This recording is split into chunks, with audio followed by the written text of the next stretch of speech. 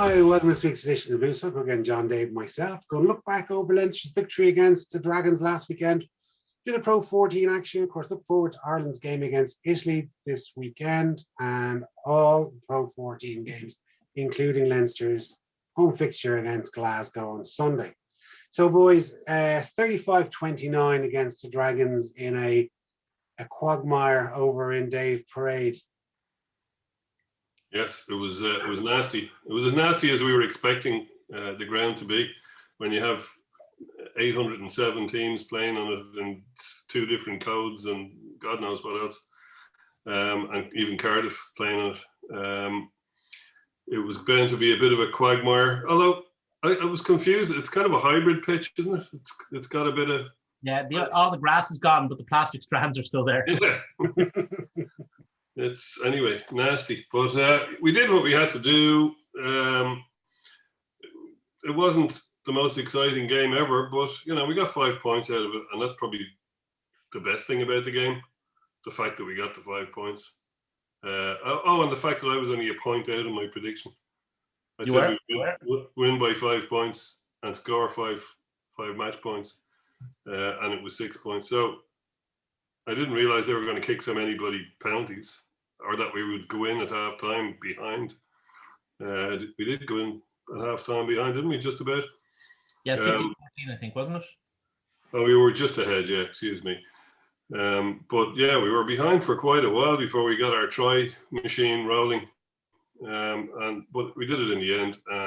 Nobody covered themselves in huge glory. Jack Conan was great, got man of the match, obviously. And maybe that helped ease his arse into the chair in the 23 for Italy. There were a few other decent performances, but overall it wasn't a vintage Leinster performance. But it never is in Rodney Parade, is it? Even and playing on that, like, it's pretty hard achievement to score 5 it was 5. So long ago I can't remember. 5 tries on a pitch like that, in fairly bad conditions, is impressive enough.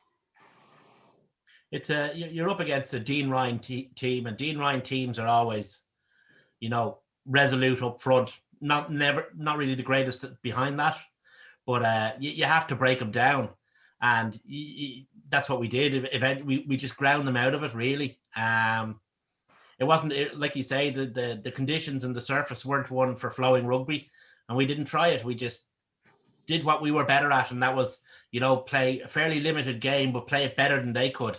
And in the end, they weren't able to stop us. I mean, they conceded a penalty try from a maul that was going about 200 miles an hour. We were the better team. We didn't really exert ourselves. Didn't have to get out of really second or third gear to do any damage. And at the end, it was, despite, I don't know what your man was thinking when he kicked it dead. But despite it all, I mean, I don't think we could still be there, and they still wouldn't have scored that try. They did score 2 tries in the last 10 minutes to inflate the score. I mean, like, what were they? They got 14 points. Obviously, they were 15-35 down with less than 10 minutes to play, and then they got their 2 tries. But that was a bizarre decision that their out half chipped the ball off the pitch. I mean, what did it gain? Like, they remain a point or 2 ahead of Zebre.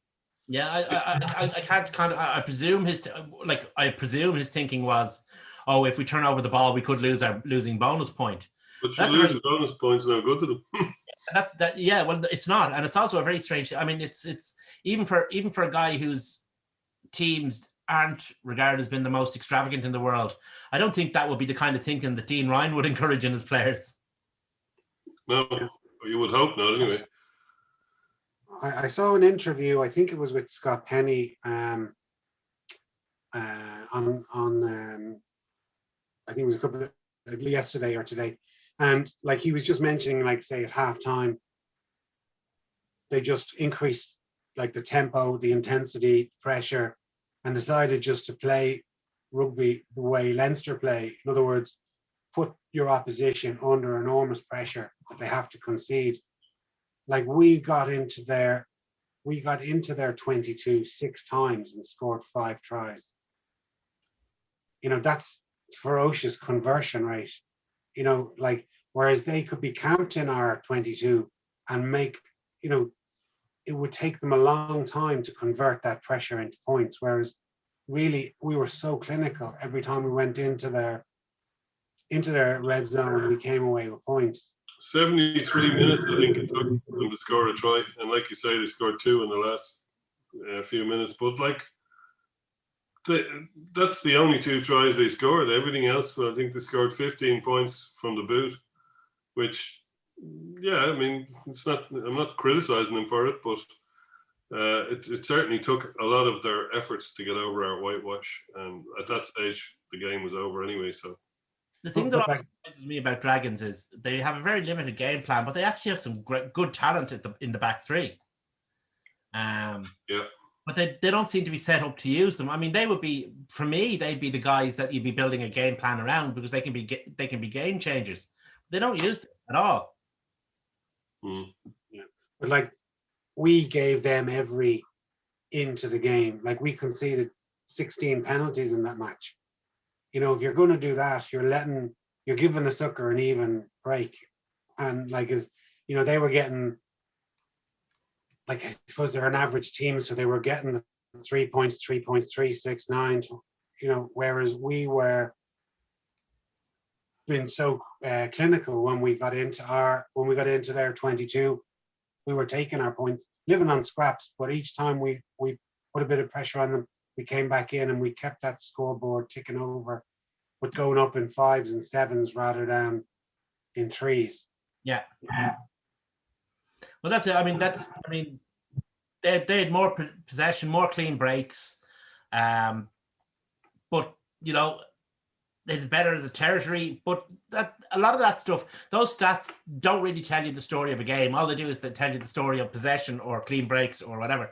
They don't say, like, all you need is one clean break. You could have one clean break against 20 and still win by 1-0, because it doesn't really tell the story of what you do after that clean break, Mm-hmm. I suppose one notable selection at the start of the game was both Harry and Ross starting. I'm not sure if that was the first time both of them have played a game together. From the get-go, was it? Was it the first one? That's the first I can remember. Yeah. How do you think that went, lads? Put it this way, I'm glad it was against Dragons. It was interesting. Bad games. It was against Dragons. I mean, it's hard to say. I don't think Harry had the most brilliant of games, but but you're better off. It wasn't the conditions for a player like him, or for any really good out half, really. I thought Ross, one or two things that Ross did showed the difference in terms of experience, not necessarily in quality, but in terms of experience, where he'd get balls and just kind of take a beat and then pick out a really good kick. And that's something that young out halves, not just Harry, but any young out half, has to learn to add to their game. That sometimes you just have to be progressive, you have to be conservative. It's a funny thing. I mean, I can remember when I was 11 years old going to rugby matches and hearing people giving out about kick tennis, back that long ago, and it's gone on ever since. And I think it's something that casual rugby fans miss a lot. That since, have you, John? Yeah, pretty much. But it's something that a lot of casual rugby fans, like, nobody likes kick tennis, or nobody likes a game that's all kicks, and very few. The purists might like a game full of scrums or a game full of whatever in the wet that when somebody wins 3-0 or something. But most people want to see a bit of running rugby, and hate when the team kicks it away and curse and swear. But tactically, especially in wet weather, tactically, it's the right thing to do, and you've got to do the right thing to do. It's no good keeping possession and doing a Joe Schmidt and going from your 22 every time. You're going to be killed. We've been picked apart by England doing that in the last few years several times, where they had no possession, they had a bit of territory but no possession, and they kicked it every time they got it, kicked it to one of our back three, and won the game by 15 or 20 points. And that's what happens if you refuse to kick. So kicking is a part of the game, which the point I was getting around to was your point about Russ. It was good to have two. It was interesting, as opposed to have two brothers. They'd probably done that in the back garden for a long time. But always you want to have the more experienced guy at 12, who's got an eye over the other guy's shoulder, can talk him through the game, and can also take the ball on if he needs to. He can become first receiver very quickly if he needs to. So it was kind of, in one way, he was babysitting his little brother, looking over his shoulder, telling him what to do, telling them, where the space was, or, he has that extra half a second to make a decision.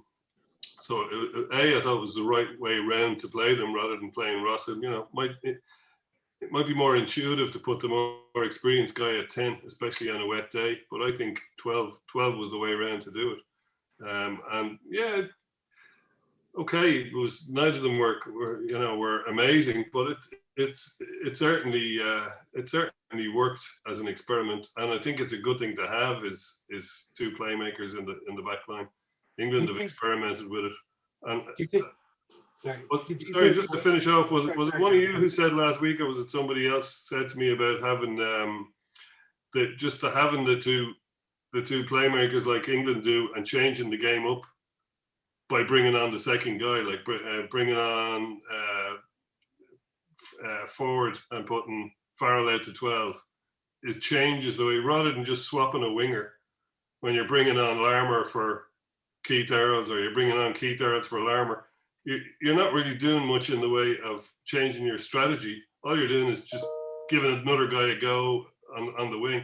The ball might not bloody get out to him if you don't change something else. So you're much better off changing something more fundamental, like bringing on a second playmaker, and instead of having two big centers, have a playmaker at 12, and that kind of thing. So I think it's a great thing to have in Leinster's armory, whatever about it international level. But it's a great option to have. Anyway, rant over. Do you think it worked? Do you think? I'd say that was one of the worst games I've seen Harry play, and I thought that, I was wondering when I was watching it, was he intimidated by having his brother there?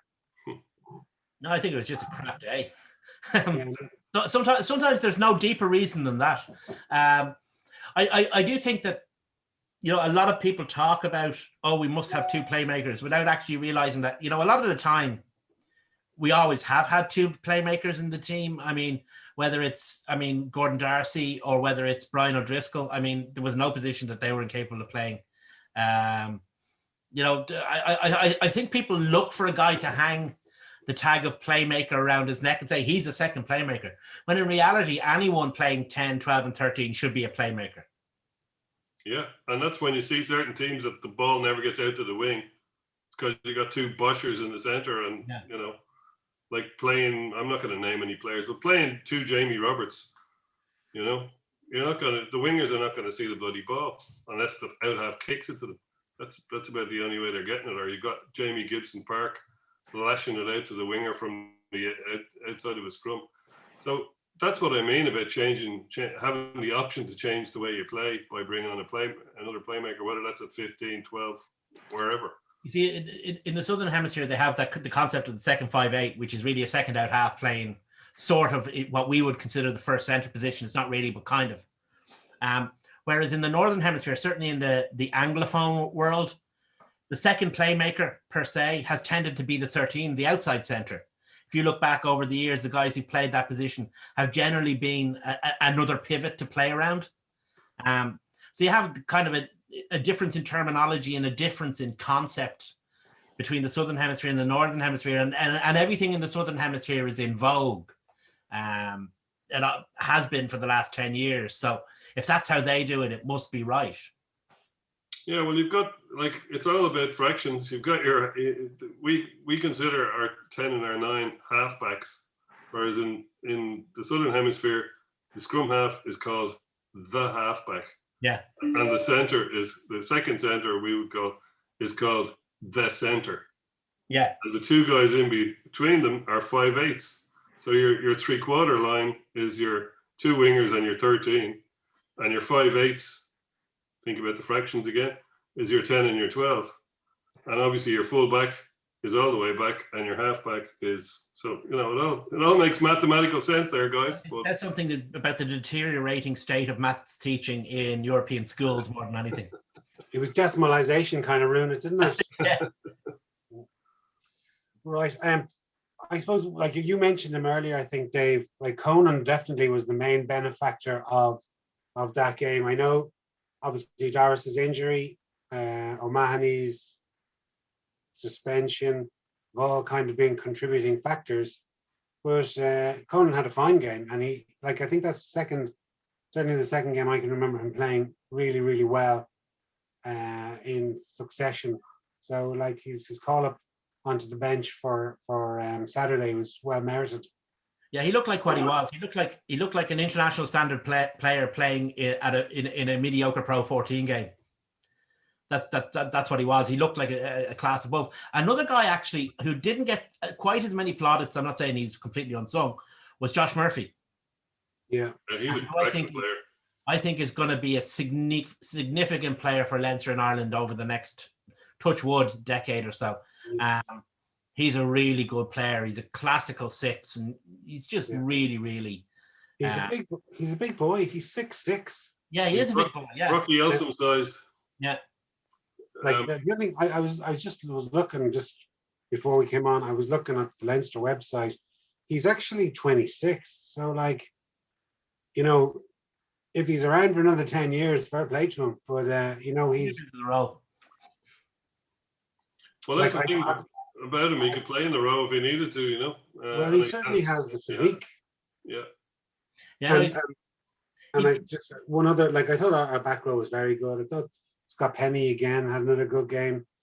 He seems to know how to find a try line, and he's only 21, so he's only going to improve. Yeah, he's another good one. I mean, the thing about Josh Murphy, the best thing you can say about, sorry, just to finish it off, the best thing you can say about Josh Murphy is when he plays like that, you don't really miss Rhys Ruddock. And that's high praise indeed, because Rhys Ruddock is in top form. Yeah, we'll get to the Irish selection. So that win obviously moves us up onto 55 points. We've won 11 of our 12 games, collected 11 bonus points, which I think could be quite significant when we go through the other results. And obviously we have to talk about Ulster, where they beat Glasgow, good away win 19-13, but they didn't score their fourth try bonus, and that could come back.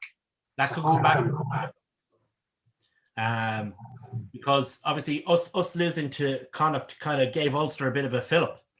But if they keep leaking points that way, then it takes things out of their hands, because then it won't matter if they leak enough points and there's a 6-point gap, then they can beat us with a bonus point in Ravenhill, and it still won't make a difference. Yeah. So they have to be careful not to be leaking points like that. Yeah. It's the big game. It's not ideally, I suppose we might get onto this later, but it's not ideally placed where we've got Glasgow and Ulster within 6 days of each other. Or is it 5? No, it's 6 days, isn't it? Yeah, Saturday. It doesn't really hurt. It's not like a good stout warm up, John. I mean, you can get into a situation where you can play a game and then feck off for 3 weeks and you lose everything that you gained from that game. Whereas having 2 games one after the other, you're much better prepared for the second game than you would have been if we were playing Glasgow and then we had a game against Zebre and then we had a game against Ulster, Yeah, maybe so. Yeah, well, initially I was thinking, God, we've a lot to do. Maybe going back into early January, I think we had 2 games in hand, but we had to win those games. Yeah. Which we did. We beat Ulster as well, and we've been collecting 5-pointers, whereas they've been only collecting 4.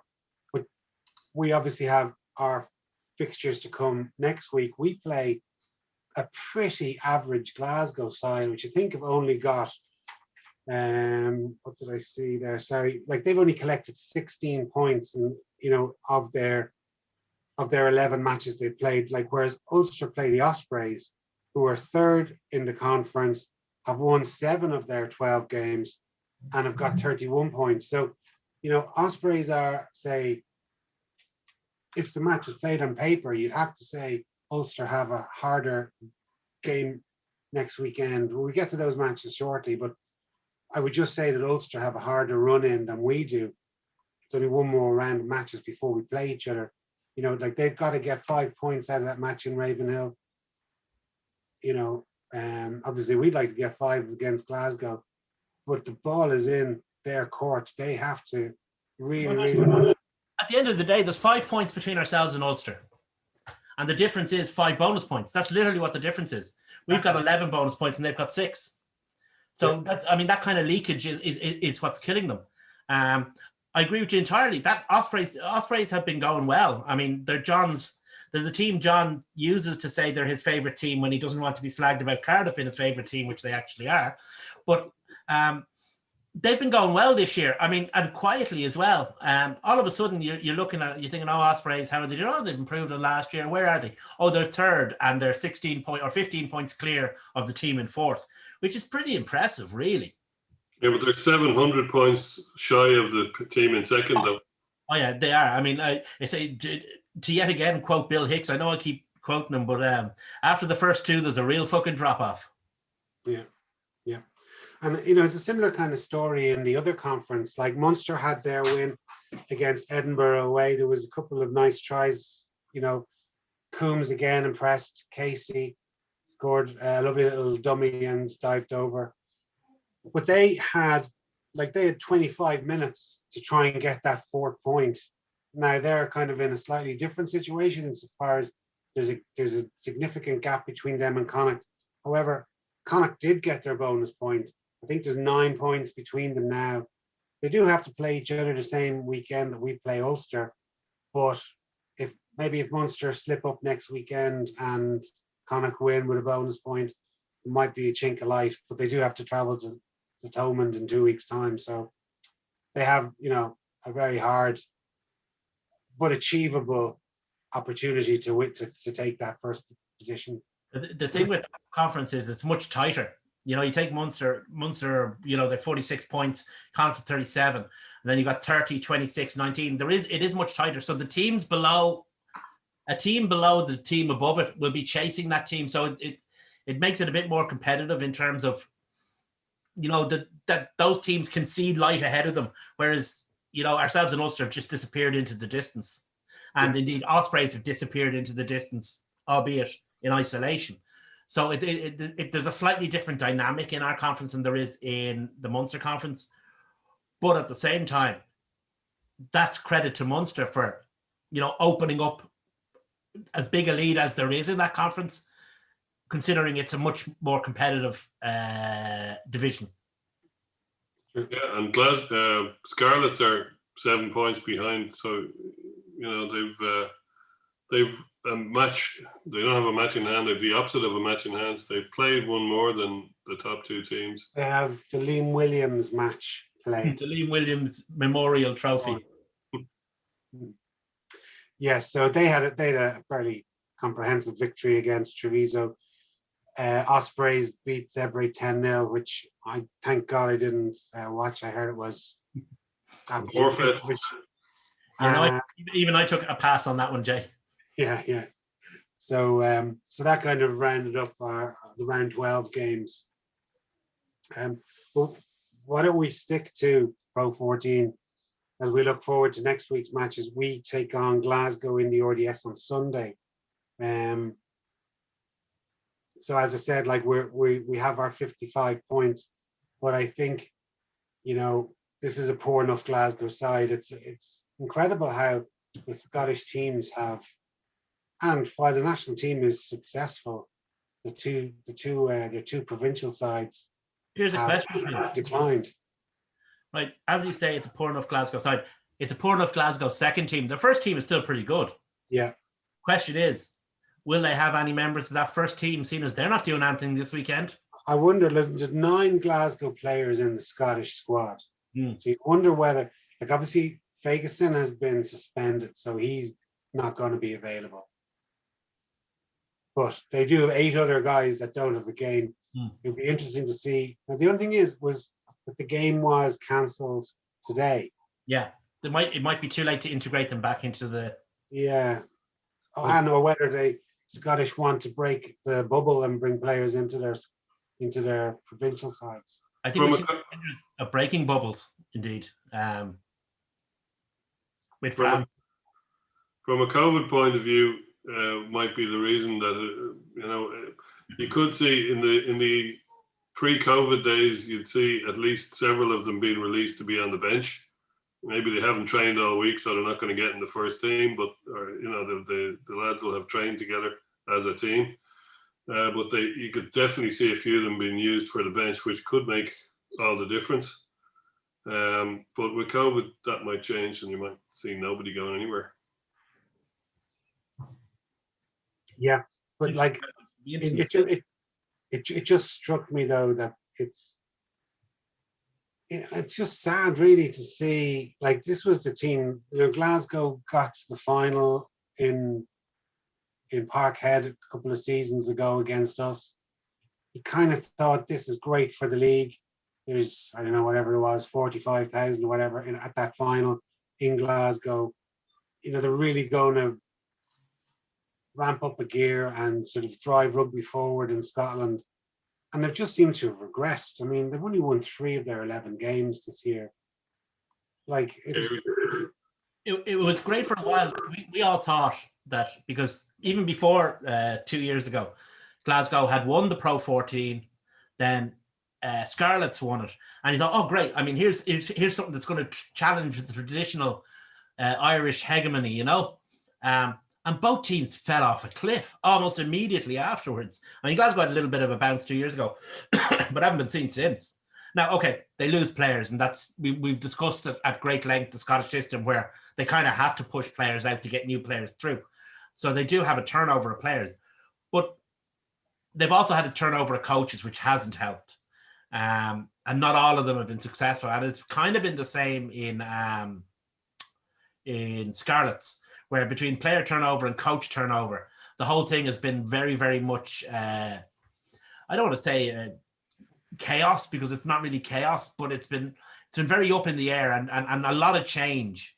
And you do try and minimize change. You try and minimize the effects of change in any sphere, and neither of those teams have really been able to manage it. Yeah, and like, I mean, we'll say that, like, we say Glasgow have been badly affected by having 9 players away with Scotland. Like, there's 20 Leinster lads in there.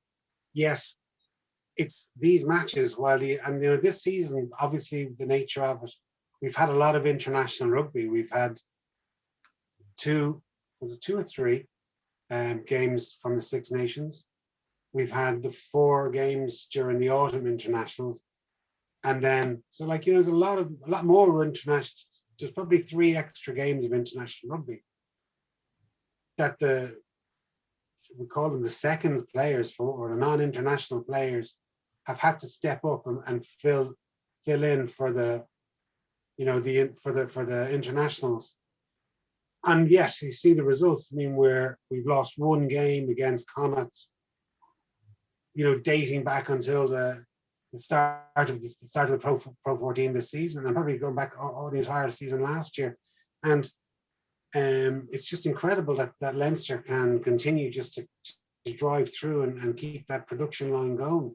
I think in 100 years' time, when somebody does the History of Leinster Rugby Volume 2, I think that one of the things that they will look at is, as part of Joe Schmidt's legacy, is the importance he placed on these games. The games during the autumn internationals, the games during the Six Nations, and the value that they could bring to younger players.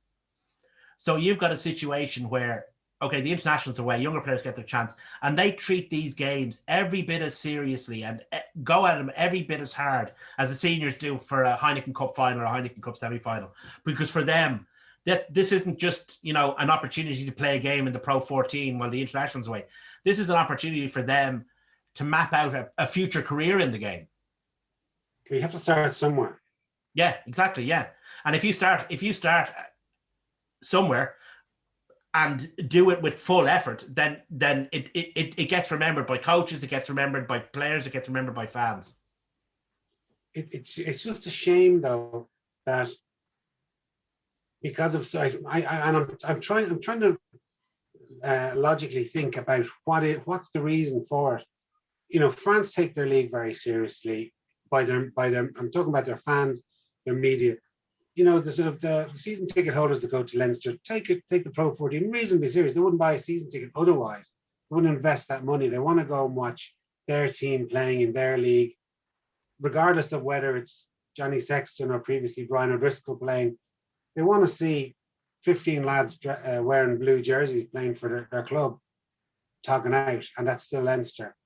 But like, is it our GAA tradition in Ireland that the Alliance leagues are nothing and it's only championship that matters? And like, is that why? I mean, I don't know. The two things that we got from the GAA, one is a sense of place. That's why the provincial system in Ireland works, whereas it hasn't worked in Wales and doesn't really work in Scotland. And two, it's the league doesn't matter. It's all about the championship. Yeah. Is that really? You know, there's many other things that feed into that. Like, there are other things that feed into it, but the attitude is. I mean, if you talk to a hardcore GAA fan, any of them will tell you that the best football, certainly in Gaelic football, isn't played in the championship. It's played in the National League, because the teams are grouped by division. So the competition is much more even. So you don't have Dublin going to play Leitrim or Dublin going to play Longford. It's Dublin against Kerry. It's Dublin against Monaghan. It's Dublin against Tyrone or Mayo. And because some players aren't necessarily available for the leagues, it gathers it together. So the games are much better. As a game, a National League football match is brilliant. Somebody, if you're not watching it, I'd strongly advise that you do if you're a Gaelic football fan. But it's all about the championship. At the end of the day, it's all about the championship.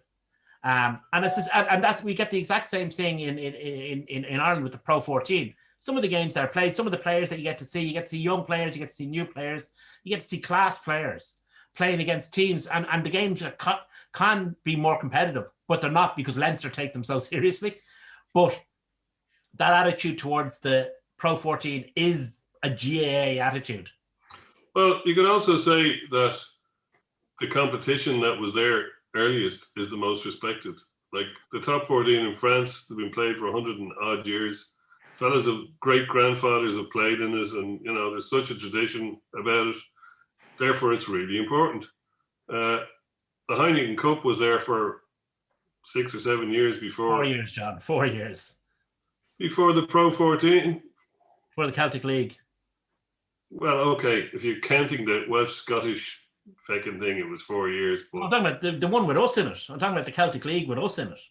Well, it started in, let's not get too bogged down, but it started in 95 and our league didn't start until 2001-2 season. But anyway, the older competition, again, is the most important. And okay, it's a European competition, but that is trumped in France by the fact that their competition is so ancient and venerable. And even with the English, their competition really goes back into the 80s, officially into the 90s, but you know it's kind of been around since the 80s in one form or another. Courage League started in 1983. Yeah, so they made the Pilkington Cup go to waste, John, and that was a far older competition. Yeah, you know, things change, especially with professionalism. But my only point is that you know when we started in the Celtic League, it was to prepare players for the Heineken Cup in the same way as the Heineken Cup was to prepare players for international rugby. So there's a hierarchy there by design.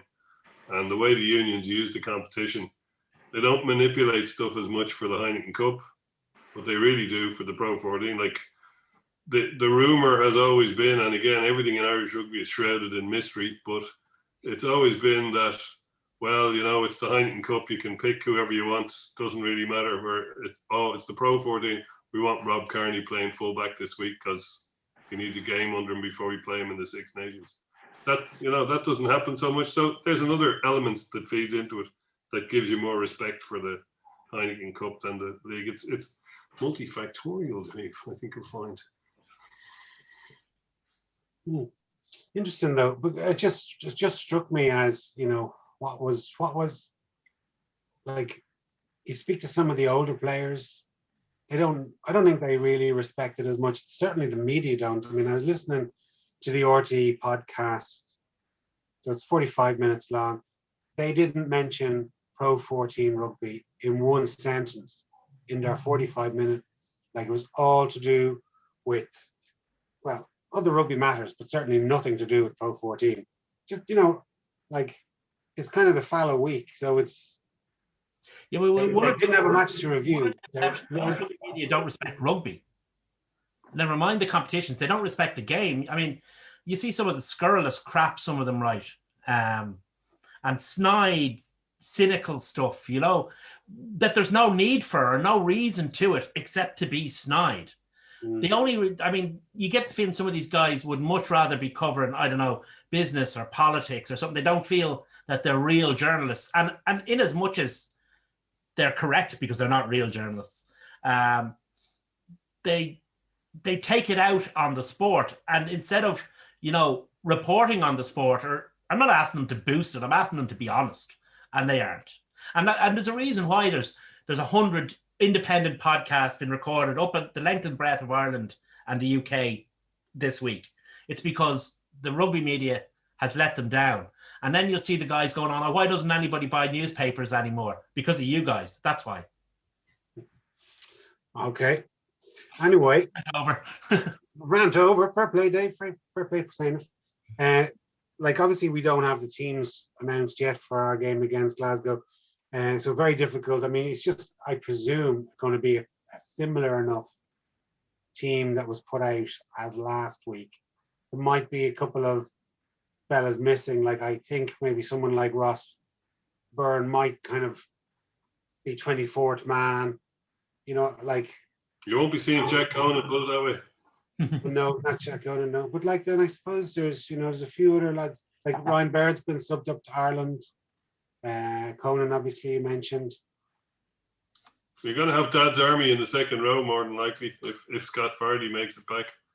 Himself and Towner will probably be lining out, you would have thought. I would have thought we'll need Scott Fardy for 6.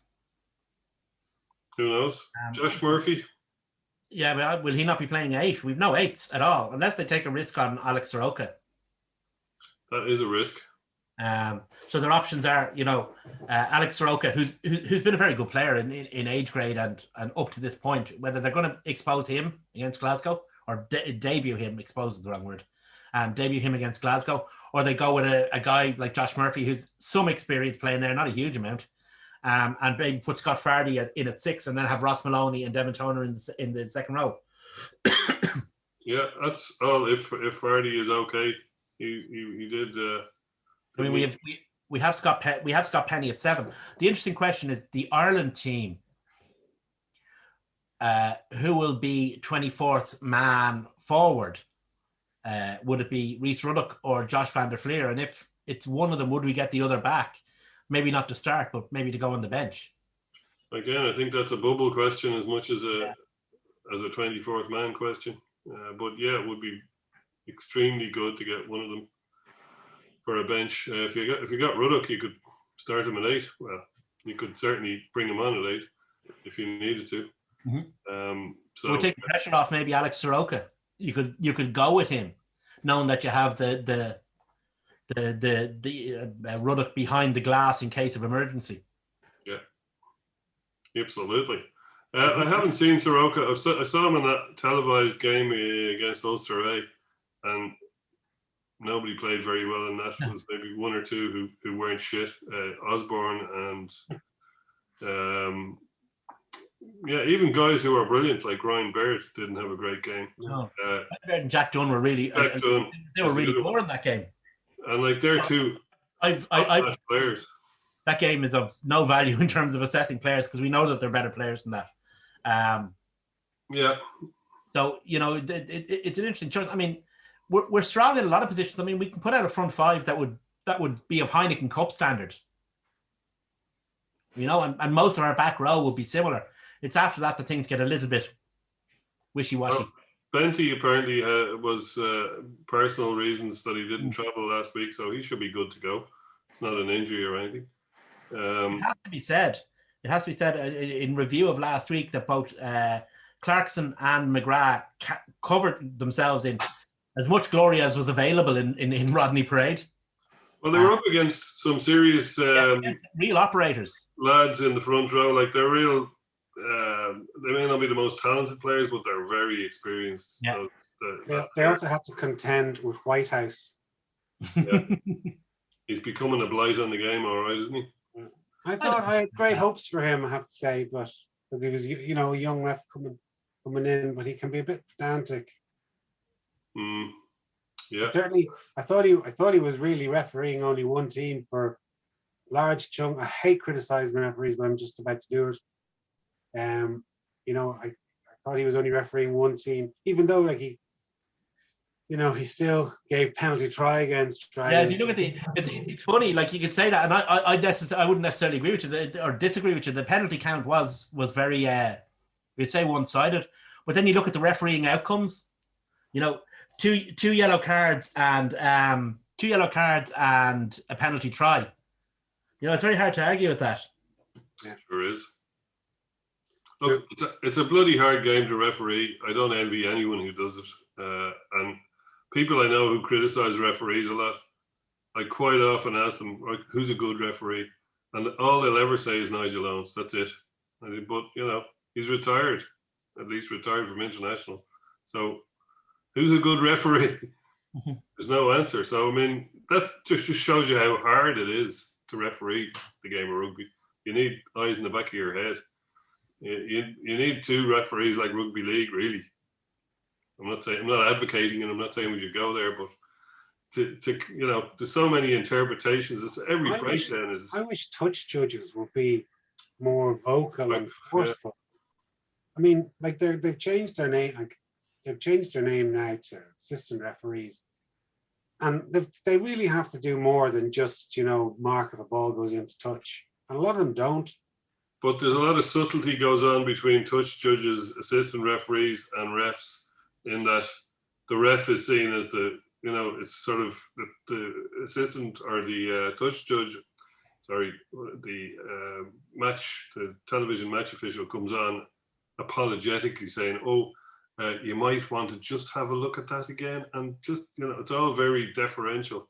So if the referee calls something, they have to have a bloody good case, A, before he'll overturn it, and B, they're going to make him look like shit if they really pull him up badly on it. So they just tend not to. They just tend to a few subtle hints like, maybe have a look at that guy's arm.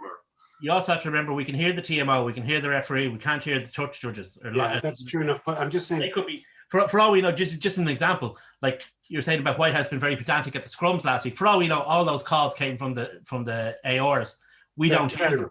Fair enough, but like we stand, when we used to be able to go watch matches, we sit or stand. Not, you know, the RDS isn't like a running track around it. We're quite close to the touch judges on the side, on the touch line.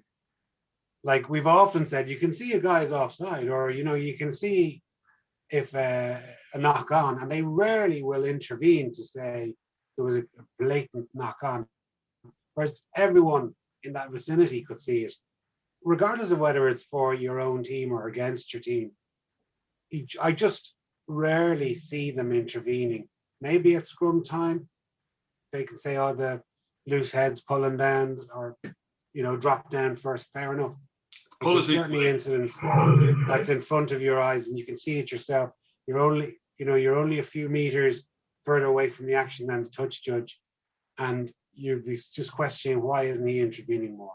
I would say, for all we know, the touch judges, because when we're in the ground, all we can see are their backs. For all we know, they could be talking to the referee over their league saying, "You stupid, blind, effing, bleeding B, why the hell haven't you given the knock on there?" And the referee going, "Shut up." No, you've left your cane at home, but mine. Yeah. We don't know. You see, that's, and I mean, to be perfectly honest, it'd be quite interesting if everyone was mic'd up instead of just like the TMO and the ref. Like Rob Carney during the week. Yeah, that was interesting to see, wasn't it? I was surprised how vocal he was in the games. Yeah, even Campo was impressed.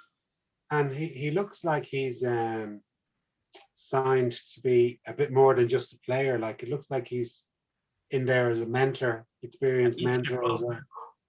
For sure.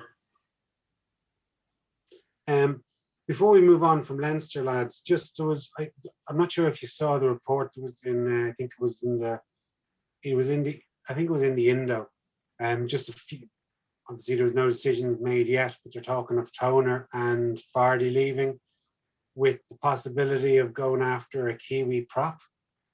Yeah, I saw that. All right. It'll be interesting. It's sad to see Toner and Fardy go, but obviously interesting to see a new prop come in. I think the other one that was, Rory O'Connor mentioned was Benty hasn't made up his mind whether he's going to stay or go. Well, that's why we're getting a Kiwi prop, I would imagine. Yeah. But it's not, John. It's not. Where does this guy play? Tight head. Tight, isn't it? He doesn't play tight head. He's loose head. Oh, is he? Yeah. I thought he was a tight head. He's loose head. Ah. Fair enough. Sorry, I thought the article said tight head. Sorry. The article might have said tight head, but obviously they don't know the address. It's rugby.co.uk. I mean, look, it may be true, it may not be true. I don't see any point to it at all. Even if the guy was a tight head, I don't see any point to it. You know, there's talk of it going hand in hand with Porter being moved back to Loosehead. Again, I don't see the point of it. Andrew Porter. I thought our most successful period of Leinster rugby, or one of them, was when we had two excellent sets of front rows. Yeah. And one set play 60 minutes in week one, and then a new set come on and play 20. And that set play following week for 60. And the original front rows come in and play final 20. And it's rotated. You worked fabulously under Schmidt. We're well Loosehead. Okay, Cian Healy's getting on, but there's guys underneath him. I think Ed Byrne is a very good player. I think that Peter Dooley is an exceptionally good tight head, or loose head, who's very underrated. And then there's guys under that. And I likewise at tight head, you've got the two obviously international guys. They'll probably go, if there were a Lions tour, they'd be kind of, odds on to get on the plane. And then you've got the likes of Clarkson underneath that. So, I mean, it seems like a strange signing, a completely needless signing. If we were going to sign a foreign player and the budget was there and the permission was given, I'd much rather have a utility back, to be honest with you. Well, the thrust of that article seemed to me, from memory, to be that Benty's off, Porter is going to be tried at Loosehead. Therefore, your man would make sense as a tight head. If you're saying he's not a tight head, because I don't know the guy, if you're saying he's not a tight head, then it doesn't make a whole heap of sense at all. Here's another thing. Porter started out with Leinster as a loose head. And, for all his attributes, he wasn't particularly good at it. Peter Dooley was far better. Far, far better. No, he wasn't, John. I mean, you look back at it and he wasn't. He hardly played for Leinster. I know. Loose head side. And there's a reason for that. Well, the reason was they started converting him to tight head. It wasn't because he was shite at loose head. I'm not saying he was shite. He just wasn't very good. He's a world-class tight head. He's not going to be a world-class loose head. Well, I don't know. I think he could play on either side, but I don't think it's fair to the guy to be pushing him across and back in the modern game. It's not a big asset in the modern game. You've a specialist, one of each on the bench on the field. To show how good a tight head he is, he's been playing the position for quite a short period of time, and he's already at the level he is, in a position that it's universally regarded as one of the most difficult positions on the pitch to play. I think it shows what a wonderful tight head he is and what a wonderful tight head he will be in the future. Absolutely. But I wouldn't mess with that. I totally agree with you, but I just don't think that he's a rubbish loose head. That's all. I don't think he's rubbish. I don't think he's as good as other options we have. I think he could convert back across, and I think in the article it also said something about, wouldn't it be great if Ireland could play him at loose head and Tadhg Furlong at tight head? Well, yes, it would on one hand, but on the other hand, you've got one less decent guy on the tight head side. So I don't see the point. I agree with you on that, Dave. I just think that he went all the way through as a loose head, and he only converted. Like, he played on the team with James Ryan that became the first male team to beat the All Blacks, the first male Irish team to beat. Well, they're not the All Blacks, they're the Baby Blacks, in the Under-20 World Cup. So he was no slouch, and as I remember it, it was literally John Fogarty changed him over to tight head literally in his first senior season. Yeah, within a couple of games. But I think part of the reason for that was because Peter Dooley was and is a better prospect in that position. I think people expected, because you're not playing for Ireland or you're not playing for the Lions, you're no good.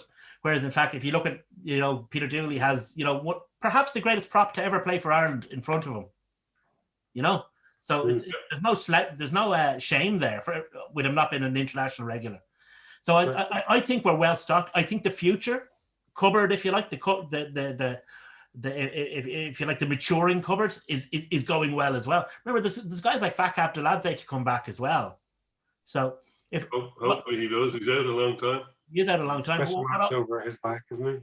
There are, yeah. But what I'd like to see is I'd like Ben to stay on another year to help the likes of Clarkson come through. Bent has been an absolute brilliant player for us. Yeah, totally agree. Yeah, and like I 100% agree with your point about maybe buying in a someone else that if you look at, like I think we're reasonably well stocked with props, but like I think if you look over the last,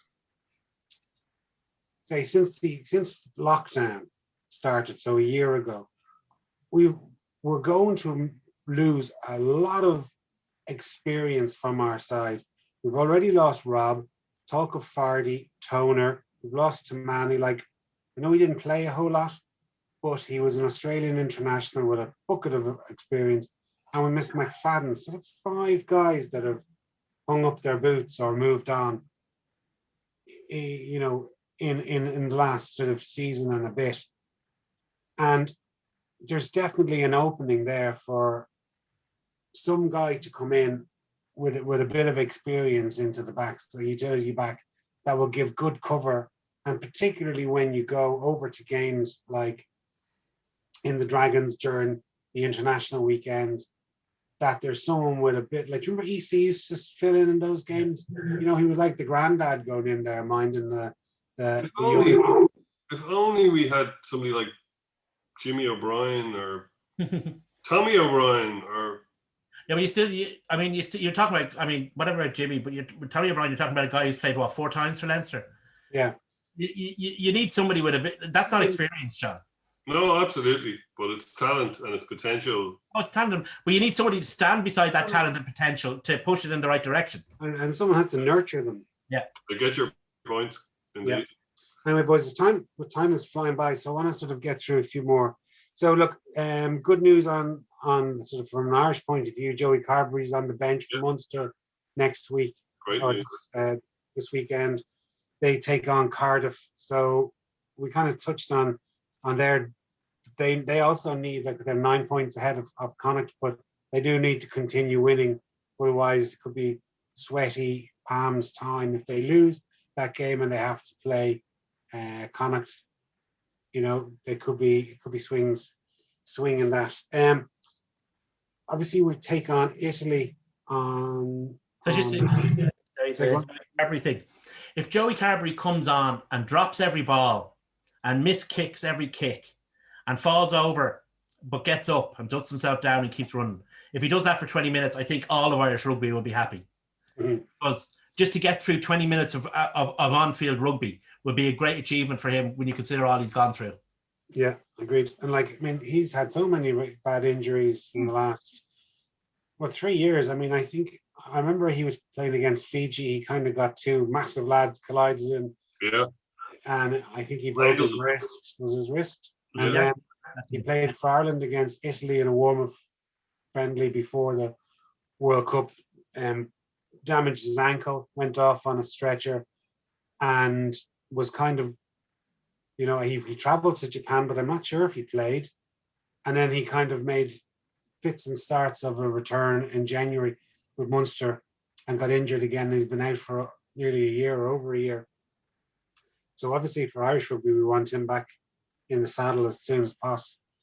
The team is announced for Ireland against Italy. So 7 changes made.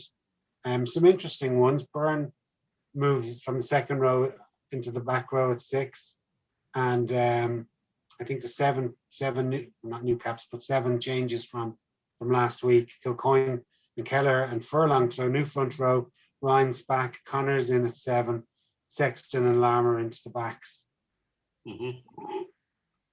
Yeah, it's. I think I kind of alluded to it earlier. Sexton, Larmour, Earls. It's. I think Larmour obviously is younger and has more potential. Keith Earls, great player and all as he is aging. Stockdale's injured. There's a few other guys injured. Stockdale plays for Ulster tomorrow on the wing. Oh, does he? Excellent. Yeah, Balakoon's back on the bench. That could be interesting. Won't be so interesting if they both have Stormers and then play against us in the following week. But from an Irish perspective, it could be good towards the end of the championship. Bit of strike running from Stockdale against England and Scotland might not be the worst thing in the world. But yeah, James Lowe, he's kind of the jury's out on him for Ireland really at this stage. He still has the super stuff in attack, but I think you've pointed it out yourself, Jason, of a few of his mistakes that have led in tries in games that we've lost, in the 2 games that we've lost so far. So having somebody a bit more solid like Keith Earls maybe is a good thing. Having said that, Jordan Larmour going forward is, if you're going to play the 2 of them together against Italy, is the time to do it when they could, cut loose and score a few tries. It could be the difference between 3rd place and 4th place, or 3rd place and 2nd place if we're really, really, really lucky. Can I just put, when you're talking about the money for, money is actually not that much difference. Like, if you finish 4th and you finish 6th, there's £1 million sterling difference. The IRFU turnover 78 million, and they're hemorrhaging 7 million a month. It's like 5 million a month. Like, that difference between coming 4th and coming 6th is quite insignificant. And this is like, if you just look at the Italian team, they've picked 8 from Treviso, 5 from Zebre. A guy, the fullback, Trulli, is from Calvisano, and they've picked the 3rd choice scrum half from Gloucester. Like, Zebre have won 3 of their 12 matches this season. Treviso haven't won any. And like, of those matches, those 3 matches that Zebre have won, 2 of them have come against Treviso, and 1 was against the Ospreys at the start of the year. Like, I wouldn't say that. I wouldn't be surprised if the team that Leinster put out last weekend would beat this Italian team.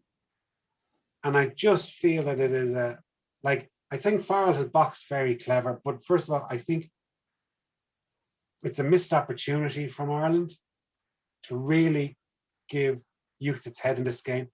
And I think I do think that Farrell he's played a very clever game. He's brought these 7 new changes in, so he's kept the squad very happy because he's promoted from within. He's given people in the squad a chance so they can see that there's opportunity and rotation. He's also kind of kept the media off his back a little bit because he has made these changes. He hasn't stuck to the 15 that played last week or the week before and was beaten by France, beaten by Wales. He hasn't made the 7 changes in one positional. But in saying that, I just wish that he had given the likes of, and I'm not talking about bringing in Hawkshaw out of nowhere. Like, I wish he had started Casey. I wish he had started Baird instead of sitting them on the bench. I don't have a magic wand to say, Harry Byrne is going to be the best out half in the world. Like, who knows? But we should try him. I mean, it's Italy. If we lose this game, okay, but it's not the end of the world. I mean, as I said, it's a million. It's a £1 million difference between finishing fourth and finishing sixth. When you're losing 5 million a month, £1 million is a drop in the ocean. When you're losing 5 million a month, £1 million is not. It's a bit more than a drop in the ocean. It's not, Dave. It's not, because it's putting the finger in a dike. I think you've been a bit unfair on the Italian selection. I think that if it weren't for Dupont, Varney would actually be the best scrum half in the tournament. I think that's a bit of unfair, and he's a very young player as well. I mean, Italy have actually done what you've accused Ireland of not doing to a certain extent. They've gone absolutely the youngest team in the tournament, and Italy are doing it because they're saying, well, we need to do something, because if you continue doing the same thing and expect different results, that's the definition of insanity. We're doing the same thing, regardless of I know your views on the World Cup. I disagree with them, but I'm not going into an argument with you over it.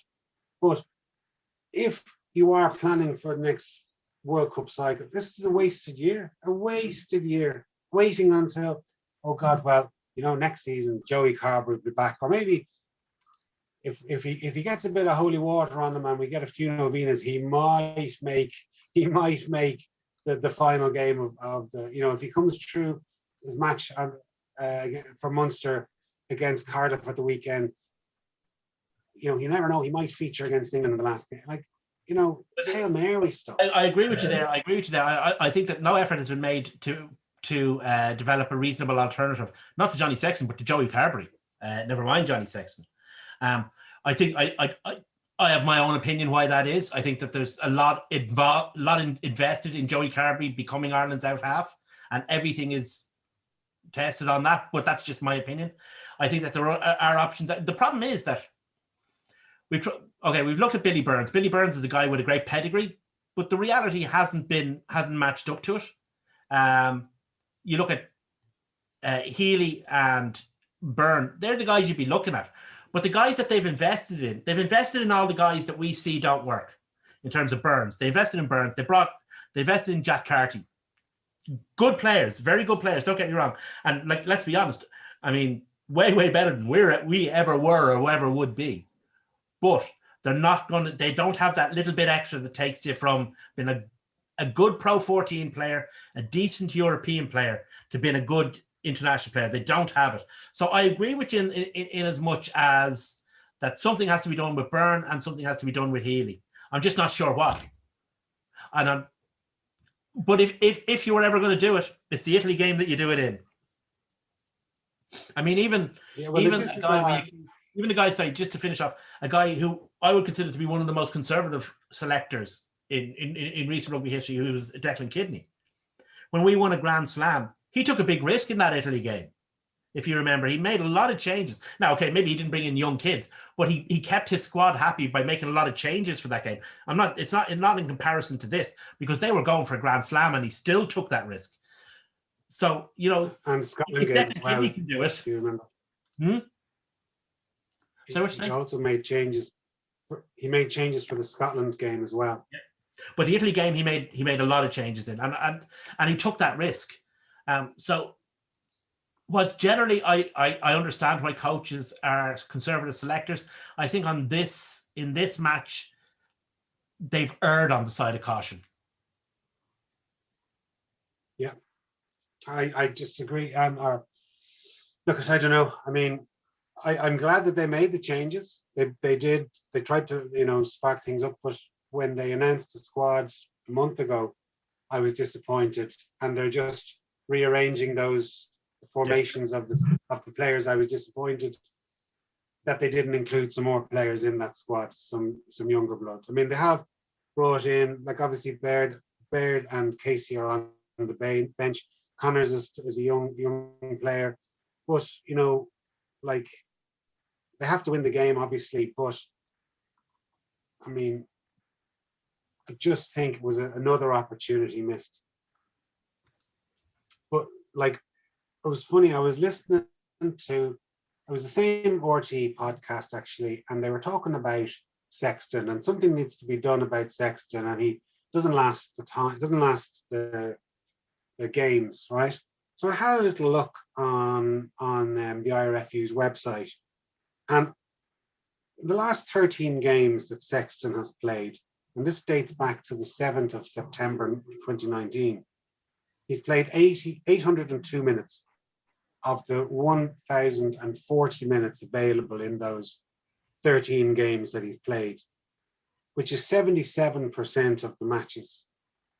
77, he's played 77% of the time on the pitch.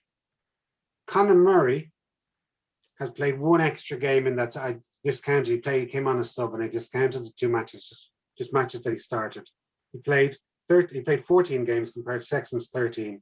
He's played 890 minutes out of the maximum that he could have played, which is 79% of the time compared to 77. So they're very similar, but it's Sexton that's saying, oh, he never lasted. Like Murray actually has only played 2% more of matches, 14 matches that he's played. You see, I can't. Irish media are complaining about. They seem to be simultaneously complaining that he plays too much and not enough. You know, what's the point? You know, it's unbelievable. So, and the point, and as you say, I mean, when he plays most of the game. I mean, the other thing about Farrell is he's very slow to make substitutions. He didn't bring on Casey last week, for example, although I kind of understood that. But he's got him on the bench again this week, and he's a slow substituter, like international coaches tend to be, with the exception maybe the front row. Well, again, I just had a look at that. In 6 of the games, 6 of the 13 games Sexton's played, he played for greater than 70 minutes. So 6 of 13. Murray, for 6 of the 14 games he's played more than 70 minutes. So Sexton's actually played percentage-wise more games than more 70 minutes than Murray did. To a certain extent, you can understand that in terms of if you look at the guys who are behind Murray and the guys who are behind Sexton. But it does just show how resilient Johnny Sexton is, which is a point that no journalist will ever make. Yeah, I think he just rubs them up the wrong way. And, you know, even during the week, you know, or maybe it was last week, he made a comment about he was like, and it was quite different the way it was reported to what he actually said. He's been honest. He was just saying, look, I'm not sure whether I'll be here for the World Cup. Yeah. Like, it wasn't saying, oh, I'm jacking it in, lads. You know, he said he's almost put pen to paper for a new deal. So that brings him up for one more year. But, you know, then we were kind of speculating, is he unhappy with Cat? And is that maybe I don't know. I'm getting into the realms of conspiracy, but maybe I think Johnny Sexton's attitude to the Irish print media wouldn't be wildly different to Jamie Heaslip's, and for similar reasons. I think nothing annoys players more. The second most annoying thing I'd say for a player is ill-informed and mindless speculation about their health. Yeah, true. Just moving away from Ireland very, very briefly. Obviously, the Scotland-France game has been postponed. Mm-hmm. It's a shame. That would have been a great game. Obviously, they want to put people's lives and health is more important than the game. But the other match this weekend is Wales-England. The world's largest house first village game. Yeah, and Wales are on for the slam. Just need another red card this week and they'll be flying. You never know. What's the price? Paddy Power's probably got odds on. No, Courtney Laws isn't playing, so that reduces the odds. I'd have a few lads who could manage it, I'm sure. I think. Anyway, boys. Wales. I think you're right. Just predictions for the 2 internationals on our game against Glasgow. I'd say Leinster will win comfortably against Glasgow. I'd say Ireland will win with a bonus point against Italy. And it'll look great and everything will be all right and everything's grand until we play Scotland. And I think England will beat Wales with a bonus point. Yeah, well, I will say that unless there's a red card, England will beat Wales. And I think George will slay the dragon. If if he does, it throws everything into France's.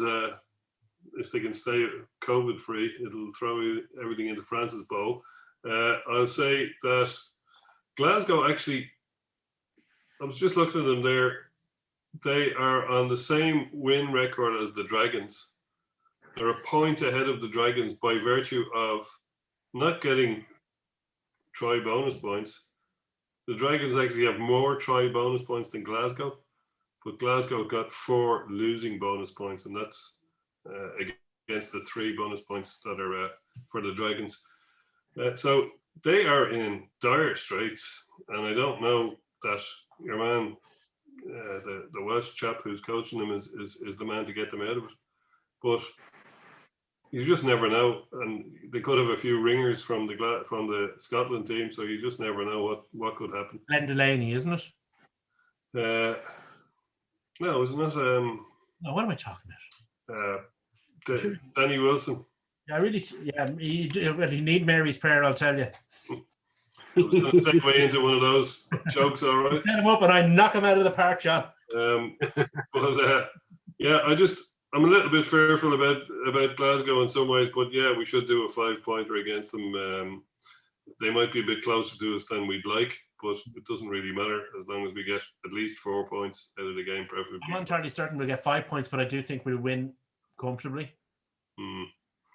We'll see. And Ireland-Italy, yeah, 5-pointer there for sure. I'd say they could cut loose. You just never know, though, with Ireland. The way they're going these days.